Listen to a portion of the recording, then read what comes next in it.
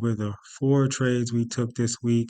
We started off the week with EU, in which we were trying to see if we can get a push up for a continuation buy.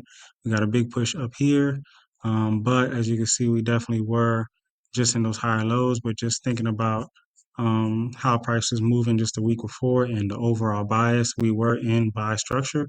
So I definitely felt like we could hit this resistance and or 50% up front at the top. So those are the only reasons why I definitely, got into buys for, the week originally. We did end up cutting it because I just didn't really like how price action looked.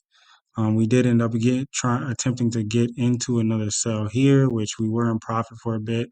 But after it did this wick and it started to play around here, I didn't really like the way it looked, so we ended up cutting it at break even, which was totally fine. I just didn't really like the way it looked at all. But we did end up getting a attempted push here, and I was thinking, okay, now we might be going for that buy, that we were trying to, go for in the beginning of the week. We did all these trades. It was either we didn't really risk that much. 12 pips on this one, break even on this one, and 16 pips on this one. So it really wasn't nothing that we were risking that much on. But well, as far as risk per se.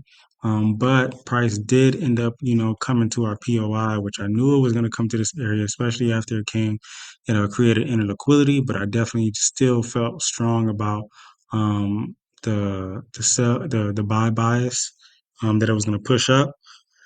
But just during the wee hours, we just ended up just getting that push down, going into like the morning session. And I was sick. I was like, damn. It definitely did, what I anticipated it for it to do.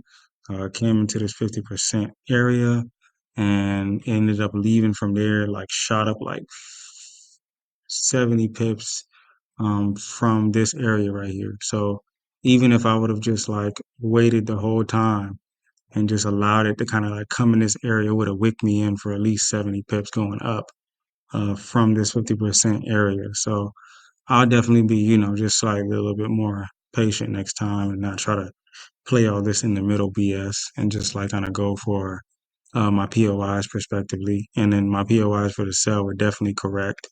If I would have just, kind of just went with where my POIs were, um, it definitely would have made sense to, put my SL here and then got caught that SL all the way down here. But it's not what happened. It's all good.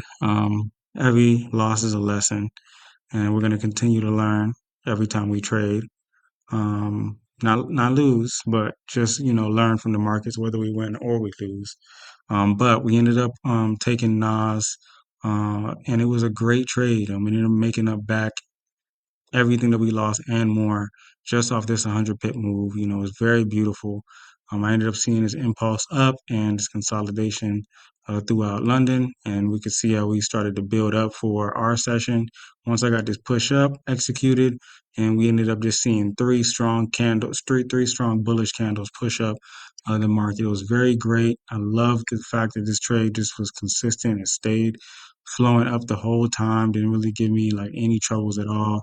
I wanted to keep it that way, so I didn't really stress it too much. Once I got, to 100 pips, my goal, which is my goal for each session when it comes to Nas, if I do trade it, that was it for me. I didn't really need, too much. It was Thursday going into, the holiday and whatnot, so I didn't really, care too much about. I just wanted to make my losses back and also make a little bit more.